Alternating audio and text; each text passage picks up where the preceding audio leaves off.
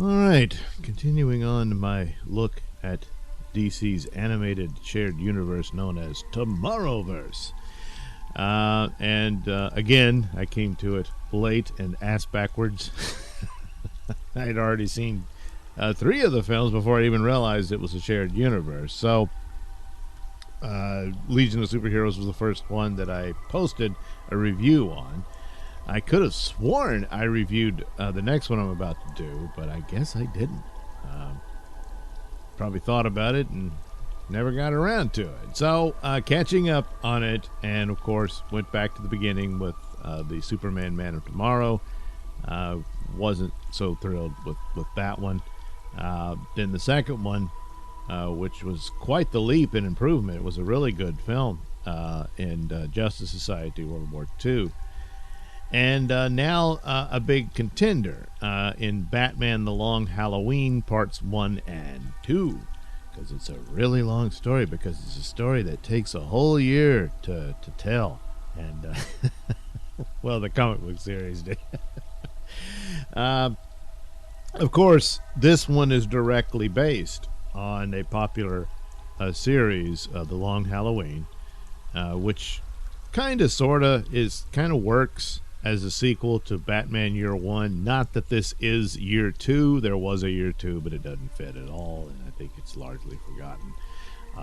But that era and that mood and everything is very present in this version, and it uses a lot of different characters that were introduced in that series, which Batman Year One, I think, stands as, if not the best, one of the all-time best Batman comic books ever done.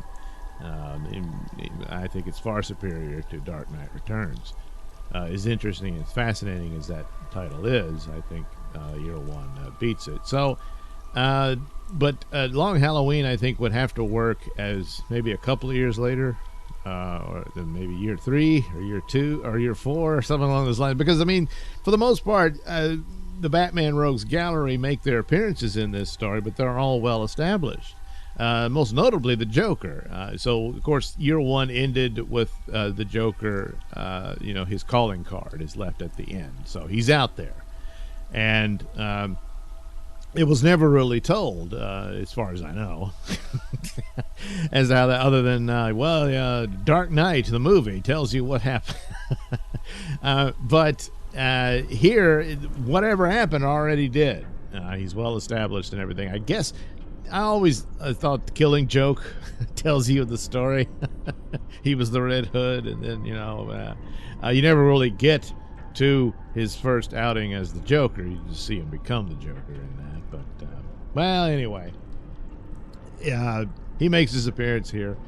And, of course, the Joker is always going to kind of steal the show when he appears, but they weave him very well into this story, even though it's not really about him.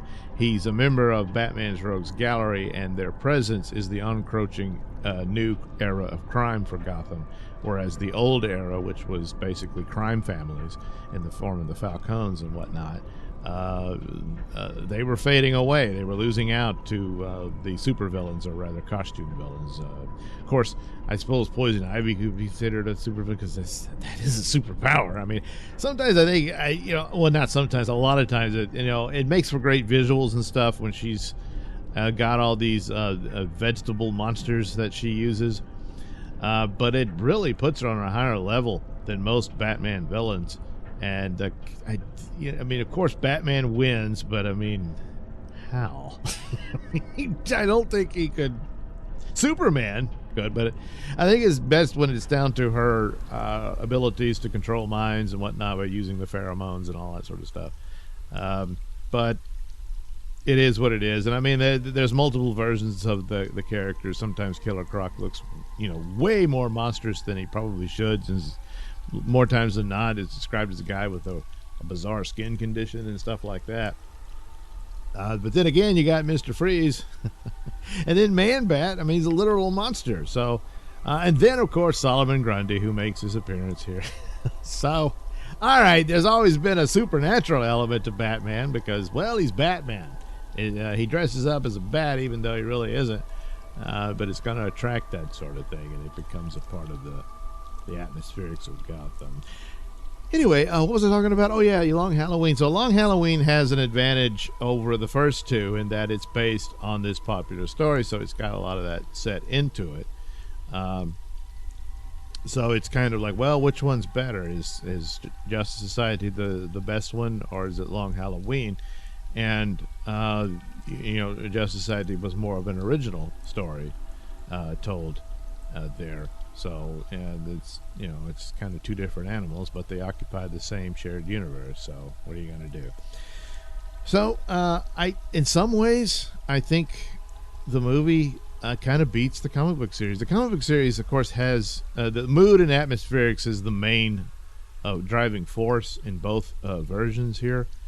But I don't know. I think the film is a bit more concise and tighter to it, especially in the actual identity of the killer, which is a bit complicated, especially when you have a follow-up to it, where the one who confesses to it is manipulated and all that. And here it boils down to well, I don't want to spoil anything. This was a better take than Identity Crisis on who the killer is. That probably gives it away.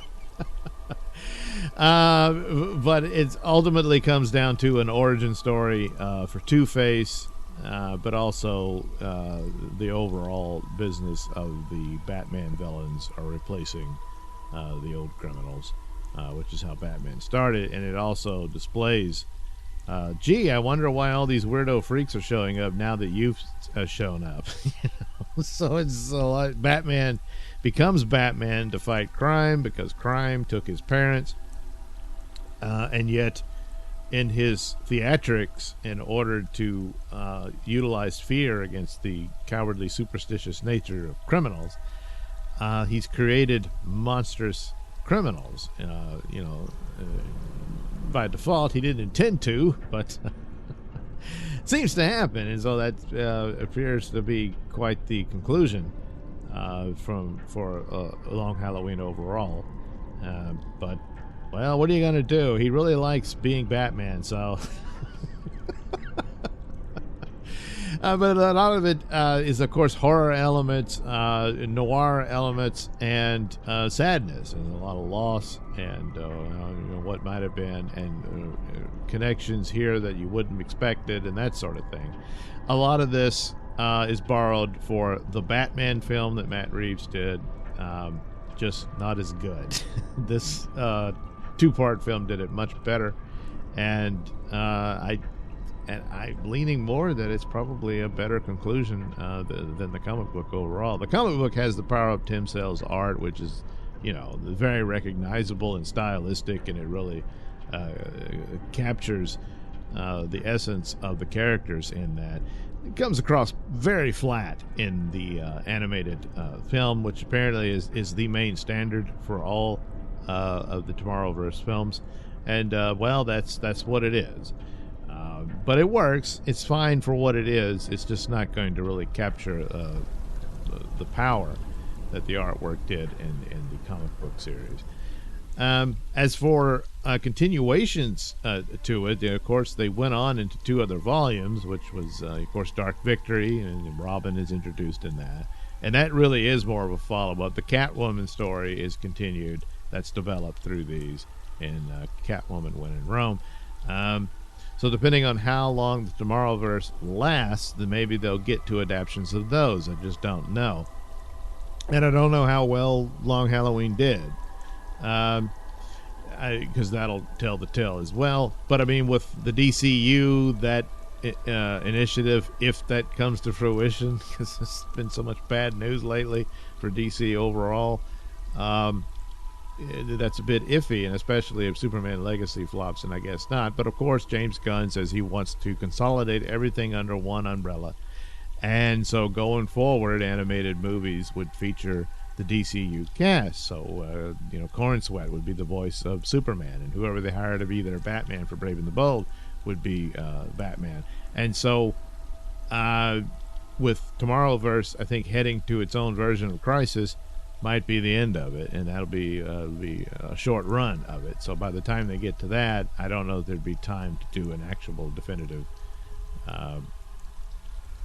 sequels to their Long Halloween, which is unfortunate. It would probably be pretty good, and I would think, well, just Elseworlds that and Long Halloween and a lot of that can stand alone, because it kind of does anyway, but it's a part of their Tomorrowverse line.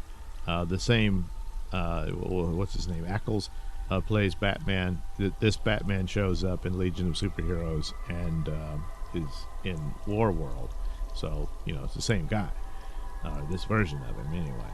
It's just they didn't do any, Justice League origin story or anything for their Tomorrowverse. But Long Halloween functions for what it is, a noir murder mystery story with all the powerful atmospherics and even some elements of the supernatural, if only in metaphorically, if you will, and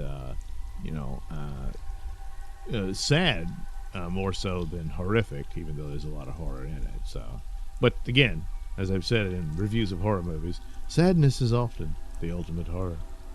Yes, because of loss. Yeah. So anyway, it's a good one. I just put the asterisk on it, and that it has the advantage of being based on an already firmly fleshed out, finished story in the comic book form, whereas Justice Society had to do it from scratch, more or less.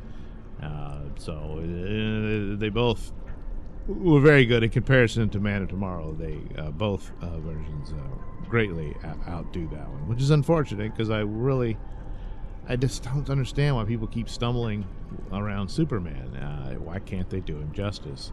There are great Superman stories. They could adapt for that, but it just didn't happen, so it's unfortunate. Anyway, there you go. Long Halloween. And a long one it was. A year long of Halloween. Well, with a killer named Halliday. You get it. Yeah. Anyway, there you go. I do recommend it. Check it out if you haven't seen Long Halloween Part 1, Part 2.